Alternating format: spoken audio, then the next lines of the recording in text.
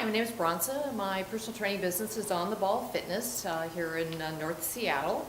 And I get a lot of questions about knees hurting when people run downhill afterwards. So I thought I'd just talk a little bit about how really the knee is just a joint that doesn't have much motion. It's caught between hips and ankles. So if there's any kind of hip dysfunction, weakness, tightness, or ankle foot hip dysfunction or weakness, that's going to affect the knees. So I thought today I would just start with 3 exercises that you can do anywhere for your hips and your glutes. So the first exercise is called the hip lift and dip, and it's helping you strengthen as you're decelerating. All you need for this is a step of any height. You're going to be standing on one leg.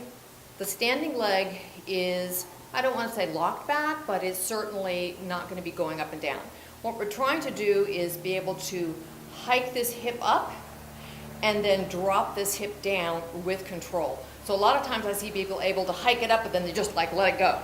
So it's just a slow up and down movement, totally working this back glute medius up and down. So again, not bending your knee going up and down, but actually using your hip muscles to get that hip as high as possible and low as possible.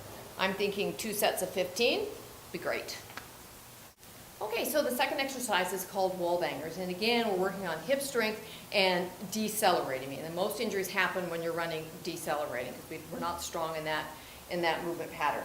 So you're going to stand out from wall about 6 to 12 inches. I'm having this be my wall today. Make sure that your feet are parallel to the wall and make sure they're parallel to each other, so nose, toes out. You're going to put your hands out and you're going to fall back, bend your knees, and you literally going to tap that wall.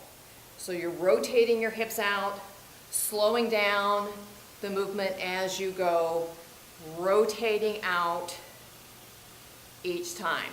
Now, if you want to ramp this up, you can hold a weighted ball in your hand and you could push it out each time, or even a hand weight that you're holding on either end. But anyone can do this, even grandma. It's a great strengthening for hips. So the last exercise today is something that you can do on the floor, so maybe not in your office. But it does work one leg at a time, which is really, really important, especially for runners. So you're going to start on your back, and you're going to make sure that your feet are close enough that your hands can touch your heels. There's 3 variations to this. One is hug one knee to your chest, and then you're going to lift up and again control down. Lifting up, control down. When you're in this knee hug position, you're not going to have the range of motion that you might in another version.